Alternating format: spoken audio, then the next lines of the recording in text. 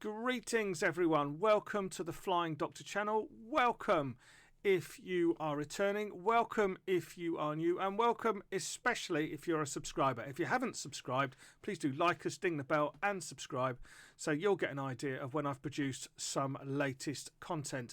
Now today we are going to look at glass cockpits as opposed to what we've got here. I thought it just might be rightful and proper to acknowledge the beauty of these analog displays. This is the 152 Cessna here.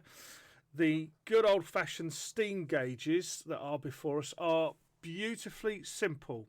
No screens, no submenus, no software updates needed. In a plane like this, you fly your instruments manually. You've got airspeed, you've got altitude, you've got flight level indicator, course deviation indicator, and turn indicator, vertical speed. It's all there. However, let's be honest, very often you'll jump into an aircraft and you will find that you don't have this, you have something like this. This is the Garmin G1000. That's both of the units here, left and right. It is one of the most common glass cockpits in general aviation, but not all glass cockpits are the same. We're going to compare the G1000, the G3000 and the G5000 today. So by the end of this video, you will know which system does what and how they are different. And above all, you'll feel a little less intimidated by what's in front of you. Welcome to the Flying Doctor channel. Let's geek into it.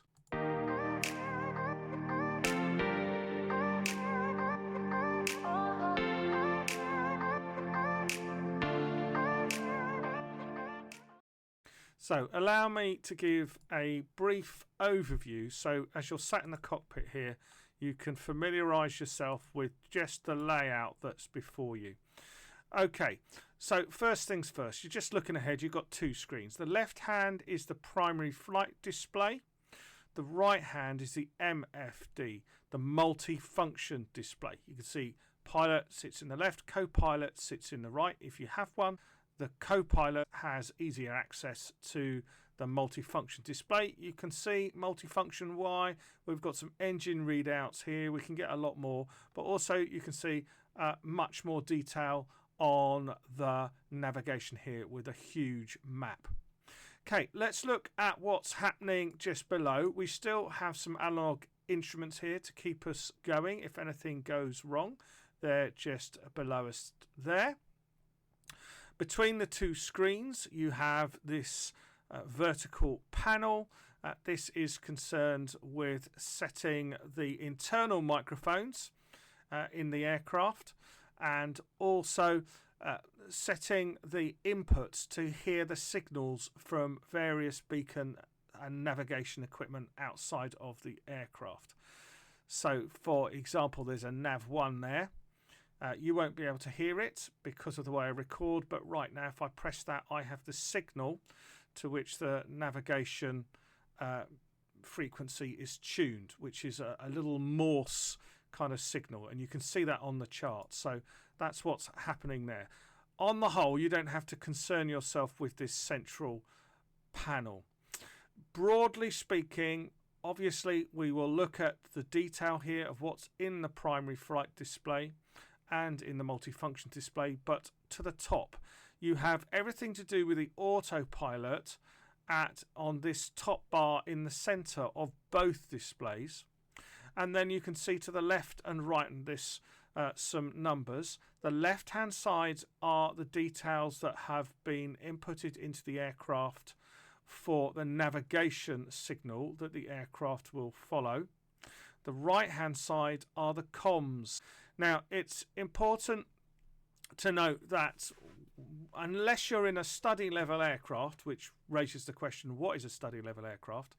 I don't think I've experienced a fully functioning Garmin unit. So there's always elements of this that aren't working, but however, as you get to increasing levels of sophistication, more and more begins to function. So I'll demonstrate these as best I can because they're not fully functional, but they're enough certainly to be using the very basics when you are flying. So yes, this tutorial is really grounded in the G1000 systems, but the principles from that should translate through into more complex systems. We're looking at the G3000 now. This is the touchscreen upgrade. It's a TBM 930. That's the aircraft that I'm sat in. You'll also find this in the Honda Jet as well. Definitely you can see that things start to get high-tech now with our 3 screens and a bit more confusing. However, a lot of the nomenclature, can't even say it, nomenclature that I will use when describing the G1000 translates across here. The big differences are that the interface at the center of the consoles here are touchscreen, and there's a more advanced autopilot system with VNAV and FLC where that is concerned, and there's more customization for flight planning. So the differences are significant, but the basics are very much the same. If you like tech, you'll love the G3000 here. If you're the kind of person who struggles with touchscreens, then, well, best of British to you. But you can just see down there that all of the options that I shall refer to, for example, selecting screen options here, they are much the same, or it's very clear to see the basic principle. You can see that this is an upgrade of something that you are familiar with, and it's very intuitive. The difference here, of course, is that you've not got a grouping of autopilot buttons to the left of the primary flight display or the second display in the G1000.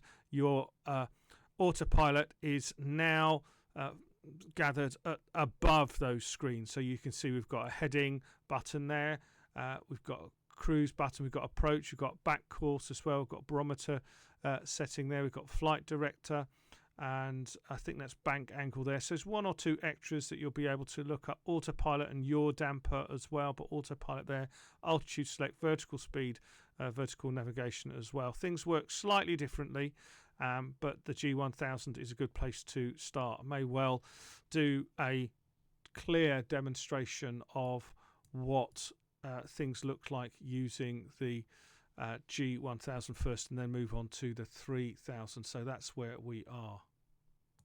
And then the next move up is to the G5000. I'd really describe this as the airliner experience. It's the most advanced Garmin avionics system available in Microsoft Flight Simulator. Again, you can see your 3 screens. Basically, the complexity increases. I suspect I'd like to do a walkthrough around FMS and Flight Director and VNAV, and better integration. I understand it's not an aircraft that I fly regularly, but better integration I stand with real world air traffic control and navigation. So this is flying like a real pro. Now, as I looked at this video, I still stand by the starter of let's look at the G1000 and move up and look at the differences. And once again, some of the labels, in fact, if not all of them, are the same as those that would be found on the G1000, albeit in a different place. I can see, firstly, yes, at the top here we've got our autopilot and very similar descriptions, course, vertical speed, VNAV, FLC, autopilot there, and navigation, heading, approach mode, back course. Bank is a new one that we'll need to look at, and heading button there to push. Out is there as well. So that's there. I can just see this additional unit here above the flight display screen, which is giving me further ease of access when it comes to direct to, for example, com or navigation selections. We've got our flight plan and our procedures there right in front of us, and our barometric settings there. Primary flight display as well can be changed here. You've got our range button here, so you can see that it's all very similar buttons but in very different places, and it just takes a little while to get acclimatized. But the first thing you need to do is, I think, sit through the very basics, the very theory of the G1000. I think this leads us then to think about, allow me to model some of the autopilot modes, and then let's look at the differences later on in a separate video. So I suspect this is video 3 and 4 down the road. We'll look at the 3000 and the 5000. You can probably do them as one. But for the moment, let's stick with the G1000, learn what we can, and my hope is that people can translate through and just get that little bit of encouragement. So what I'm going to do is zoom in, as you can see, really close here, so that you can get a grip of at least what is on offer, or the theory of how things work. So firstly, you can see a button on the left at the top here. It says volume push ID. Yes, if you push this, ordinarily you can turn up the volume and down the volume, but if you push it in a functioning unit, you'll find that that will give you the signal of the navigation beacon to which you are locked at that time, which, as I said earlier, it matches a more signal that's available on the chart. So on the charts you will get a frequency to log into, and with that marker very often there'll be a more signal. That's putting it in a very simple way. The key thing, and this replicates across with the communications, is that you have two options for navigation signals that you can switch in between, and you can program those in, and for each of those options you have a standby and a live. The important thing to know is the innermost digits, the innermost frequency, is the one that is live. The outer one is the one that's on standby. And the way that you change these figures, should you wish to, is that you move the knobs here. The larger knobs on the Garmin units always give you the larger unit change. So if I turn this unit, you'll see, and if you look to the top, you can see there we are, that I have changes to that frequency there right in front of me. Okay. If I go to the smaller knob, you'll find that the decimal reading changes. Okay. Now, if I push between these two knobs, in theory, what should happen is that the navigation can shift. There's another way of doing that. You can use this toggle bar here, and that will move. If you look to the top reading here, that will move the frequency. Okay, so on this particular unit, I'm struggling to see how to change nav2, but we'll come to that. I'm really interested in just the theory, so you know what is what. Okay, we'll look at the finer details of the flight display and fill in plenty of gaps afterwards, I'm sure. But the first thing that we're going to do is look at the heading knob. This is important for when you wish to follow the heading using the Autopilot navigation. But the way in which you change the heading is just like with the knobs that you twist for the navigation and the comms. If I move this knob to the left or right, you'll see this heading bug move. You'll also see a digital readout here just above. So there's the bug there that's moving. Okay, and I'm holding this. I put the mouse on the heading and hold it and drag it. That's what I'm doing on that bug. And the other thing is you can see that the heading reading is just appearing right here to the left of the compass rose. Okay, so that's how you set a heading. When you push that button, it will sight itself to the direction that you're heading. Very helpful in takeoffs because you can instantly set the aircraft bearing to the direction of the runway before you make any further changes. Okay, let's just move down here. If you press Autopilot, you'll see that the word AP comes up at the top here. I'll do that again for you. And most importantly, if you disengage Autopilot by pressing this button again, you will get a warning, and you've also got a yellow highlight there, even though you won't be able to hear that. FD stands for Flight Director. Now, the Flight Director is the purple set of lines that you see in the flight level indicator here in the top half of the flight level display. If I click that, you'll see it goes purple. When you are flying, and you might not be in Autopilot, but when the flight director is on and you have a flight plan that is loaded, and that may well include vertical navigation, so in other words, the steps of incremental increase and decrease in altitude along a flight plan are included within. You'll find that this pink line gives you an indication of where you want to fly, and it will it will indicate your direction, and you need to match that by moving the yellow line. We've talked about heading. If I press the heading button, you'll see heading appears at the top. Altitude, what's happening here with the altitude? Well, firstly, you can preset an altitude, and the way you do that, right down the bottom here, there's a big dial, says Alt on it. If you're in Autopilot and you press Alt, you will find that it will settle at the altitude at which you're flying.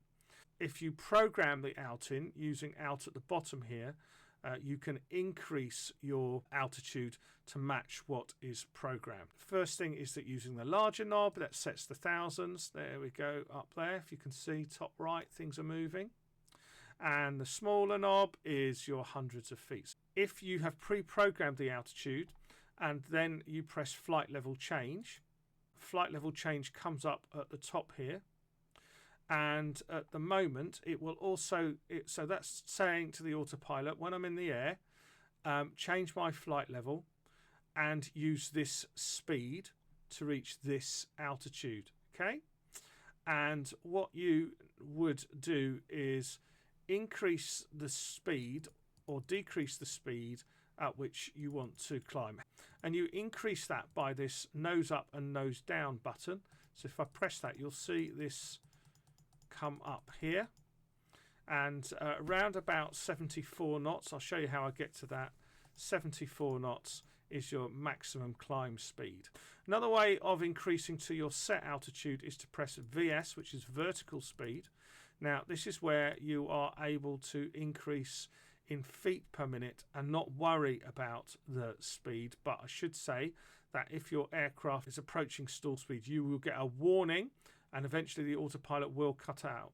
But the way to increase the feet per minute is once again nose up and nose down, and you'll see as I do that the figures appearing at the right. And also, can you see how the flight director is sailing up there? So nose up and nose down here as you look at how you would achieve that. Oh, it's pretty, it drops down there. Okay, navigation is the button that you press to have the aircraft follow a navigation route. Underneath that navigation, you'll be asking the aircraft to follow a particular form of navigation. At the moment, it's GPS, but I can click heading and I would be following the heading. Nav is to say to the Autopilot, I want you to follow this track. And the navigation course is impacted by what you select here in the CDI. There's two localizers. So your localizers are these signals here. One of them you can see localizer 2 is that as was 1.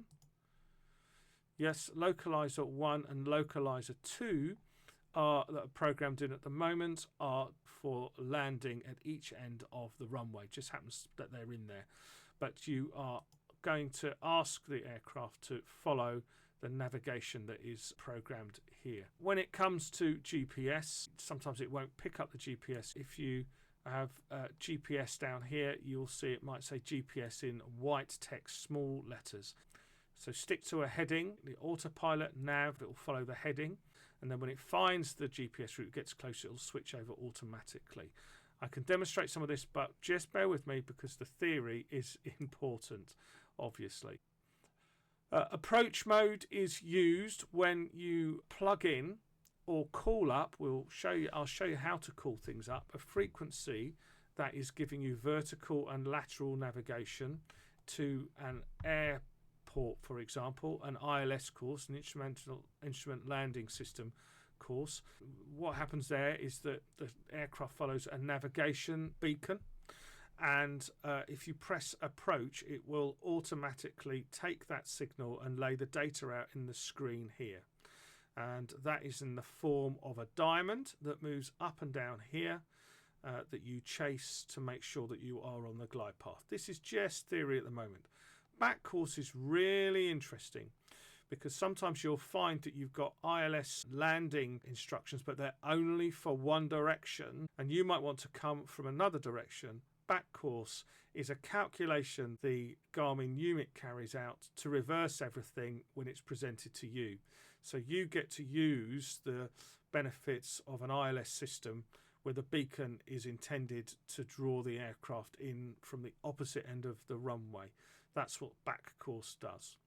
And we've got nose up and nose down. They will just work. Also, that's exactly what it is. If you want to lift the nose or lower the nose as well, outside of what you might be doing with vertical speed or flight level change, that will lift the nose when you're in AP as well. This will all make sense once you're in the aircraft and flying, but it is important just to get the theory right to start off with. Those buttons are duplicated for the co-pilot on the right hand side there.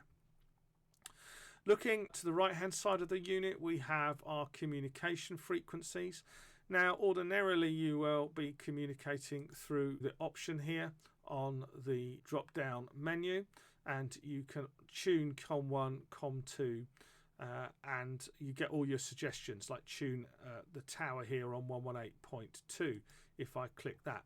Notice when I click that, it automatically changed. Where did it change it? It changed it on the inside at the top here. It's not the way that things are usually supposed to work, but I can remove it off. I know I can't because I think this has taken over. So we're just looking at the theory of what will go on, but on the right hand side you have your communications frequency. So you might be wanting to talk to the tower, you might be wanting to talk to ground, you might be coming from air traffic. Well, it'll be air traffic control one region or have a communication. They will tell you to speak to tower or arrivals, and then you tune in another com frequency, and then when you're on the ground you'll be instructed to tune into ground services. So that's what's happening all the way here, and it's exactly the same. That if you want to shift the frequencies, you press this little toggle here. Outside dial is the larger frequency, inside is the decimals. The frequency that you're using is innermost and highlighted via the blue. So it's this and not this. So the 118.2 is what's live at the moment. The barometer reading, really important. If you twist this, you'll see that my altitude readout is changing. Why? It's because I'm correcting for the barometric pressure. And very often when you get in the aircraft, this will be set for you, but if you do need to set it, you can set it there. And the little triangle here is for the course deviation indicator, to set that up when you are flying via instruments and you're using the course deviation indicator. It allows you to fly a manual course, but Autopilot will very often fly its own. So this is a little bit more, this is advanced for me. It's on the edge of what I know. I need to practice a little bit more. Okay, the little range button here doesn't work as it should do. So usually a kind of movement left, down, or up and right will move the map. Now I suspect it's this map here, not that map there. But it's certainly, if I twist this knob, yes, you can see the map on the left hand side giving me more detail. So that's all that's happening here. And then as we move down onto the right hand side, it is really important to focus on this. So we've got a menu options here, and this defines, you can have a play with these, this defines what is on what screen. Press it again to get rid of it. Okay, this is called the direct to button here, and if I press that, it'll invite me to input any airport or way marker. Outer marker on the FMS knob changes the letter within the sequence. So I happen to know EGLC, for example, is London. I'm sat in Iceland at the moment. So I'm at the top here, and if I move and I have an E, it's left, and then to move to the next character is the larger button there. EG, move the smaller button. And again, let's move to the next one. Don't worry about what's appearing afterwards here if you do this, EGL, because it will disappear. Oh, EGL. You can also, if you've got a middle scroll button, that's helpful because you can do that. Let's move on the larger button to move on to the next digit, and I know that's a C. There we go, EGLC London, and that'll go me direct to London if I want to. Now it's saying activate, and you press enter to activate that. It's enter to enter the EGLC, and then activate is flashing for me. If I click that, I then am loaded to go to London. And you can also see flight plan here. You can input a flight plan manually, but there's ways of importing flight plans. So what you should find is that when you are working outside the sim and you're setting up a flight, you should be able to import a flight plan from, for example, SimBrief, or the flight plan that you calculate within Microsoft Flight Simulator, or from within the tablet. That should appear here. I'm minded to give it a go. So you can input the flight plan on the tablet itself. If I click on more apps, you can see Flight Planner there, and you can, if you click, I can add waypoints there. And let's say that we're going to EGLC. I can type that in. London City. Departure, just had to look it up. It's BIAR for where I am in Iceland. There we go. And you would set your flight plan. It says file with ATC. It also sends route to avionics. For example, we could put our way. Let's just see what happens if we send it to avionics and file it with ATC. And we might get lucky. We might find it appears down here. Yes, there it is. You saw that instantly change. So you can make changes to the flight plan here. You can delete things. It's we won't spend too much more time on that. But yes, there's the flight plan. Your procedures, for example, if I were flying into London, it knows where I'm flying now, and I can select the approach, select the arrival, and select the departure. Again, large knob at the back will allow me to select each one of those, and then if I press enter, it tells me, you know, how do you want to land this thing? So I could, if depending on what runway am I coming in on, what direction am I coming in, for example. I'm going to leave you to sort of focus on that later, but the main thing is just to show you the basics of what's happening here. So we can also clear what we need to there. Let's go in a little bit more depth just so that you can know more about what these individual options are. Things will accelerate a little bit quicker now. So you can see here we've got these digital options here and then buttons to click below them. So if the options are clear and in white, you can click the button. So if you just click these buttons, you just simply have the options that are available to you. So here, the layout, I can have the inset map, I can have the map off, I can have the HSI map, I can have it over the compass rose here. And if I want to go back up the options, then click back there as well. So I can have the traffic on or off. I can have the topography on or off there. I can have the terrain on or off, and I can have the weather radar on or off. And there's also options for meta and lighting, but they're grayed out at the moment. So that's map. Primary flight display options, just click on that and you can have a bit of a play. These impact how the readouts show and what units that you have on the readout. So SVT. So this option affects the wider readout here, this background. I do really appreciate this kind of screen representation of the ground beneath you. So moving back there, the wind data just gives you different options around about here for how the wind is shown. So you can have option 1, option 2, and option 3 as to how the wind is shown, but there's no wind data at the moment where we are. Okay, let's go back. The DME, distance measuring equipment, you can have that there. So these are a little bit antiquated, but it's telling us nav1 110.50. There are other forms of DME that are out there, such as direction finders as well.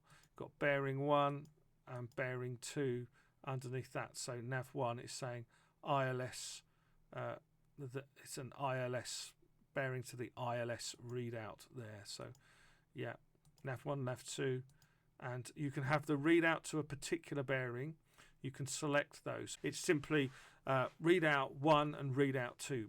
So you might be following a GPS course and then looking to lock in on the localizer. And this all gives you more information so you can find out as you get closer to your destination, things become much clearer. Altitude units, important, do you want it in meters or do you want it in feet? Meters or feet. That's quite an important one for career mode, if you can change that, because when I was flying earlier in career mode, I was finding that I was getting commanded to ascend to a certain number of meters, and I was having to multiply by 3.3 to work out what it was in feet. And likewise, the units with your barometric units, inches of mercury are there, 29.56. Makes a lot more sense to me than HPA, but we'll leave it at HPA there. So we can come back on there. So let's just move on here. OBS, and OBS stands for Omni Bearing Selector. It's another option in your navigational arsenal. You can fly to or from a bearing or radial. Don't have time to look at it now, but important to just know that's what it is. CDI is your course deviation indicator. There we are, that's a good example. I've switched to GPS. This is saying that, hang on, we're flying in the center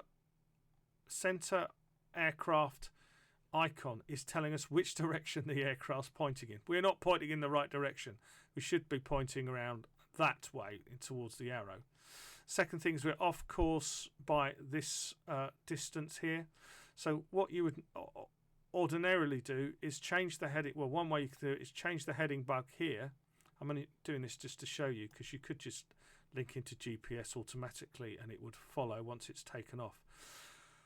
But basically you want to be following that bearing, because imagine yourself along this line and you're traveling towards that line. Really what you want to do is bring that line into the center here. Okay, so it's all one long purple line. So yeah, CDI readouts as well. Automatic direction finder DME is that's the way of manually programming those. A little bit obsolete now. XPDR squawk code's important. You have got whether it's on or and on and showing the altitude as well. That's the selector there. Okay, it can be on standby, which is not much use at all. I'd have it on all the time. If you're in VFR, which I'm automatically programmed here, I can select that as well. What is the squawk code? The squawk code is the identifier that's sent by the transponder in the aircraft to tell air traffic control where the aircraft is. When you are taking off on every occasion, I'm pretty sure, no, I think it's only IFR, you have to enter a code. It says XPDR. I can't remember quite that means at the moment, but you'll be instructed to squawk. In fact, if I go onto navigation here, I might find that it tells me to squawk. It probably doesn't, because this is a VFR flight, visual flight rules. But it might be asked to squawk 1122, in which case you go on to, let's go back so you can see it. You go on to code, and you see the numbers there. You go to 1122, and you see that's popped in there automatically. Okay, and so that is what is occurring there. Identity is when the aircraft squawks a particular signal that the ACC can see it in a whole screen of signals. You press the ident button, and that is now sending a special signal related to the squawk code, so ATC can see us more easily. Timer and reference there on the right here. This is really helpful, the reference on the right. Sorry that this is really small. Should perhaps try and do things a little bit better. But these are the references for this aircraft. I find this really helpful, jumping in and out of different aircraft. So what are we getting here? Okay, so these are really helpful. So these are the speeds that give you different best options and in the aircraft that you're flying in. So VR, probably knows now, is the rotate speed. So it's 55 knots. So the aircraft hits 55 knots going down the runway. You rotate, you pull the stick back, and the aircraft will take off. Okay, VX speed is the best angle of climb. So VX is what you want to be at if you are wanting to clear obstacles that are pretty close to you. Okay, VX is best angle of climb. VY is best rate of climb. That's the most efficient altitude gain speed, and that's 74. And if you remember back when we changed the FLC, I changed it to I think it was 76 knots, but yeah, it's actually 74 knots. Now the other thing is that is also present on the screen here if you are within range of these figures as they pop up. Not quite. As we were going down the runway, there's sort of 50. You'll find that these markers actually sit alongside the ticker tape on the left there. You can also start a timer using the right hand, using the knob here, and enter. You can also have a minimums is minimums here, so off and on. So you can have, if you're at a minimum and you want to put 300 feet before landing, for example, you can pop it down there and the system will give you a warning.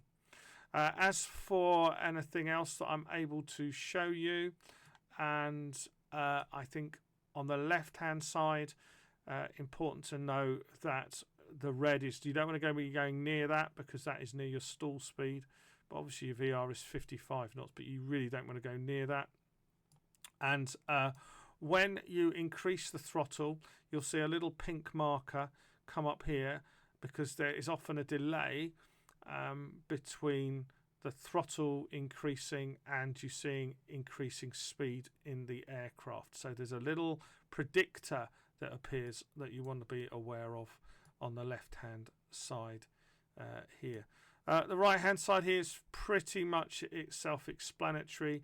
This ticker tape on the far right is on feet per minute climb, and obviously the left hand side is your altitude at any given time. I think we're nearly there, apart from worse looking quickly at the right hand display here. Oh, sorry about that. Okay, so the right hand display, really this is just a case of the options that are available. So if I click on the left there for engine, you can see that I can click and get different readouts here, and residual fuel gallons remaining, so I can make changes to that engine readout. I've got map options here that really come into their way when you are looking at the G1000, and do apologise for that just popping up there. And so there we are, and you can just have a play about with this. I mean, this is all really straightforward, and everything repeated on the right there. There's your range button, don't forget that works in a similar way, but we haven't got the functionality of left to right. This is a bit of a shame, but yeah, there we are. So we can zoom right out and you can see all those wonderful navigation markers for us there. So yeah, I hope that's okay. I will do a subsequent tutorial on how to fly the thing. I will do a quick takeoff for you, and I'll just talk you through what is happening. Okay, we'll just get into free flight basically, but I'll talk you through what's going on.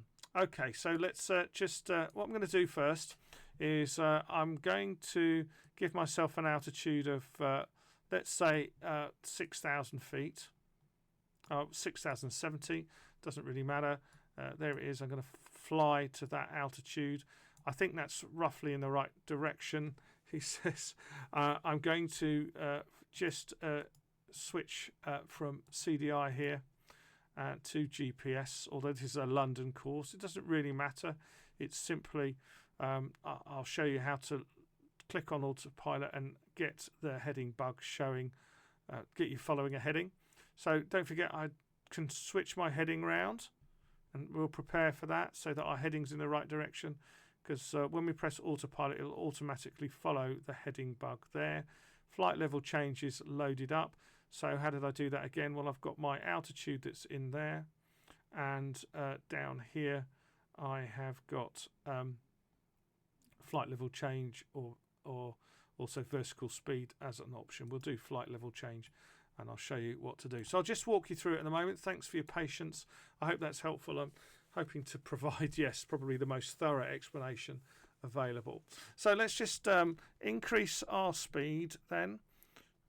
Okay, now when I do this, it's important that if you look to the right hand dial here, I'm going into the green and not into the red. Okay, so I'm happy to leave that. Actually, you can just leave that there, take the brakes off. There we are. And what we're going to do is that I'm just going to push down on the nose. So this GPS course is actually set for London, which is a bit ambitious given the scope of this course. Look at the ticker tape on the left hand side, and you can see I'm able to rotate there. And you can see also I'm following that flight director, and that's giving me already a rate of climb. And you can see how things are stable with the power that I have going in at the moment. And I'm just following that pink line. Can you see how that's matched? So that's in the flight director here. If I let go of that, it will go. What I'm doing is I'm flying. There's no autopilot on at the moment. I'm just following the readout. So, oh, hang on a sec here. I need to follow that pink. And we're actually following the way to London as well as this comes around. So this is just telling me exactly where I need to be to fly on course. Now, if I click on autopilot right now, what it's going to do is it will hold my altitude. And then we'll have to act quickly to what we want to change. So I've taken my hand off the yoke at the moment. Press autopilot. There we go. You can see that it says autopilot in the middle here. Okay. We can also say it's primed for a flight change. Also notice how it's following a heading. He says confidently. So you remember we moved that heading bug. There it is there in the center of the screen, and the aircraft is just fighting to try and get that heading bug. Meanwhile, we want to be increasing our altitude, and it's trying to carry on in that track. But if we now we can change the rate of climb, because we're in flight level change here, and it's obviously sort of struggling a little bit, but we can help it. But I'll just leave it. Things are stable, if not a little bit sort of rocky. What I can do is slow the aircraft. I can press flight level change, and I can press up here to change the rate of climb, and you can see that changing in the top dial there. And I want to be, for maximum rate of climb, it's 74 knots or something. Okay, so we're instructing it, and the aircraft is struggling at the moment to follow, but nonetheless is making an effort. Let's take the flaps up. That might be nice. There we are. And eventually, it's trying to follow the heading, but struggling. But it is doing its job. Okay, not the best in the world, but there we are. So okay, now what will happen is that. So I'm just listening to you can't hear it. I'm just listening to the air traffic control. If I now click nav, it will follow the navigation course and it'll give me GPS as an option here. Can you just see that's come up there? Now, the thing is, in order to get to that GPS, I have to tell the heading. Now, this heading bug is now totally in the wrong space, because if you notice that the arrow here is indicating we're pointing in the wrong direction. So we're going to move our heading bug whilst we are in the air. Complete change of course.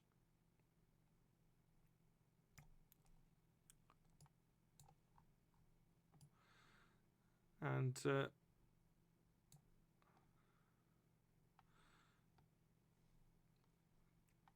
it probably is a bit clearer explaining it like this now. So there we are. There is the course we want to be flying. We've got the aircraft flying in the right direction, and we're following this little bug here. We're following the heading. That's the little bug. And you see GPS has just come up green. That's saying, oh, I've spotted where we are now, and I'll log into GPS. So that is now switched to flying the GPS course. And you'll see what happened is that as it finds its track on the way to London, just the single waypoint there, it will, this purple line will come close, and then you'll see the dial move as the aircraft moves. So that's what's happening there. Just wondering if I can demonstrate anything else for you. There we are. So notice that it's still working on the power that I've made available to it. It's still climbing at 74 knots because it's got a way to go. And what will happen is when it's finished that climb at 74 knots, it will then remove flight level change, hold the altitude, and the speed will increase. Just to illustrate what I've mentioned before, you can change the rate of climb by clicking on vertical speed, and that is now, we're asking it to ascend at 800 feet per minute. It's matched effectively what was happening before, but we can make it a bit slower if we want, just with the down button. There we go, to 500 feet per minute. Now notice that because we are asking the aircraft to measure this by feet per minute, and we've made things easier, the speed has increased. Okay, so it's an offset of 1 against the other, but I prefer flight level change and 74 knots, so we'll just drop that down. Okay, so I think that's probably pretty much there at the moment. It certainly gives you enough to experiment on. 41 minutes in just to that part of the video, but nonetheless it's all there for you. Just to emphasize that not all of the functionality will be there, but you will find that, for example, if you click on the communications, that will change automatically in this screen. So yeah, request flight following, there we are. Anyway, folks, I hope you found that helpful. Thank you for watching. Do let me know in the comments section if you appreciated it, or you saw something else, or something could be done differently, or something I've misunderstood. Always appreciated as we build the flight simming community together. Take care, stay safe.